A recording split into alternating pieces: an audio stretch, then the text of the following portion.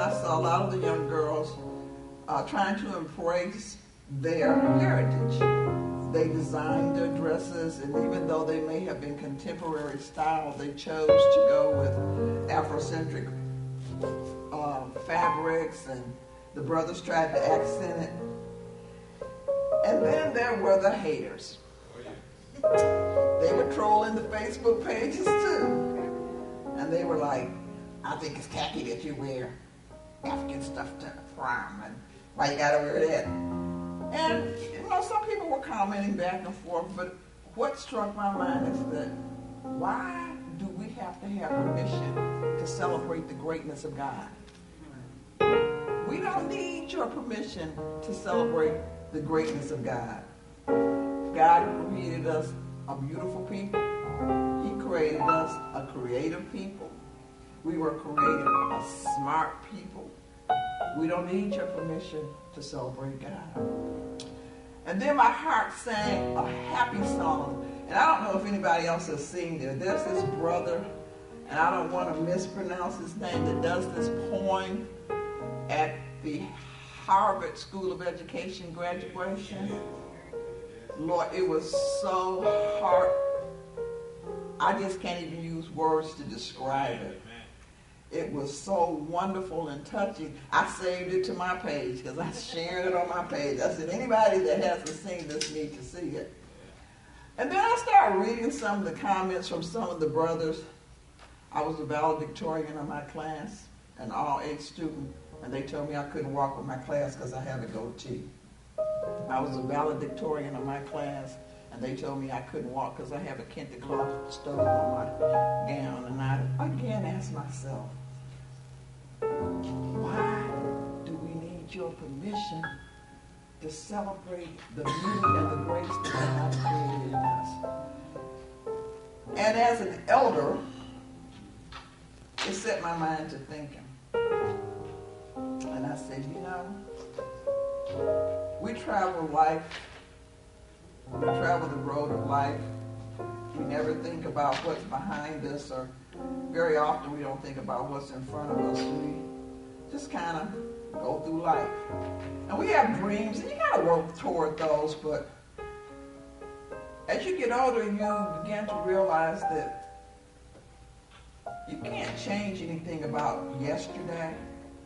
And you look forward to tomorrow, but you really don't control tomorrow because it's not here. And all you have is right now. All you have is this moment in time right now. And I say that to say, never apologize for the beauty that God created in you. Never apologize for the history that you are a part of.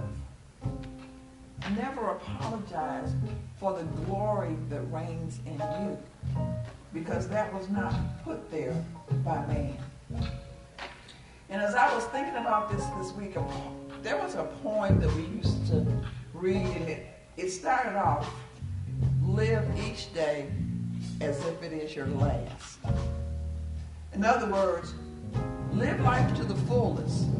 Don't fret about yesterday, and don't get stuck in worrying about tomorrow, but live this day as if it is your last. And I said, what does that really mean? And I started thinking, and I said, you know what? I am God's miracle. The blood that flows through my veins, I didn't put it there, but it flows nevertheless. I am God's miracle. The thoughts are coming to my mind. The ability to have thoughts in my mind, I can create that process. That's God's work. And even though as I get older, I discover every day there's a new pain. There's a new ache. But Mother Defina always reminds me, baby, each day that you wake up and if something new hurts, you know you're still living. That's God's word. It reminds me that you're still living. But that phrase, live each day as if it is your last, resonating with me. Because if anybody knows me, I'm a worrier. I worry about everything. I worry about what ain't right, what should be right, who should be doing this. And I had to tell myself, Abaynesta, you gotta let that go. Because you are in control of nobody but you. You can be available to assist. You can be available to help. You can be available to mentor. Live your day as if it is your last, because that's the day that God gave you. So this morning, I want us to think about, if this was my last day, if this was my absolute last day, what would it look like? What would it look like? Just close your eyes and think about that for a minute. What would it look like?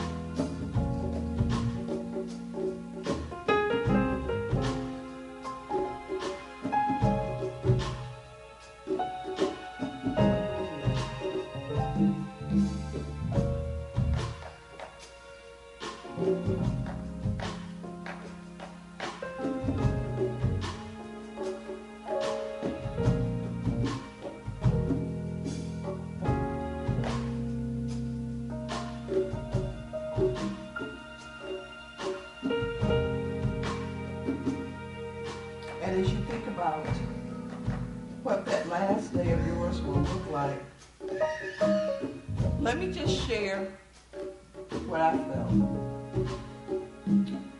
I felt that I had traveled down a road where I had met many people. They had come into my life, and each one had left a pebble. Some were pebbles of knowledge. Some were pebbles of pain, but each pebble added to a road. And as I traveled that road, I thought about, my journey is not done yet. And when I close my eyes and I look at myself and say, this is my last day, what I see for me is happiness. Because I can say that I've done the best to do the best with all that God has assigned to me. That doesn't mean that I was great, that I amassed a bunch of riches, that I was the cute little thing that I was when I was 16. It doesn't mean any of that. It means that when I look at this day as if it is my last, I am pleased and happy in the knowledge that I have done the best that I can do with what God has given me. Not the best that I can do as compared to this person, or that person, or that person, or what that person defines me as.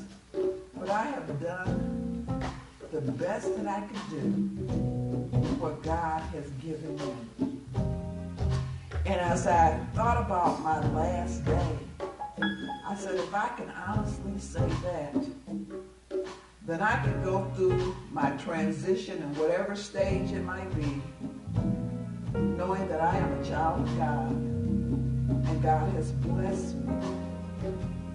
God has been with me. God has protected me. God has loved me. God has used me.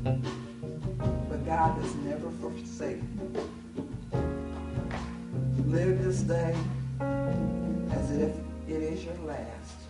And if you can say, I don't need your permission to be great. God made me great.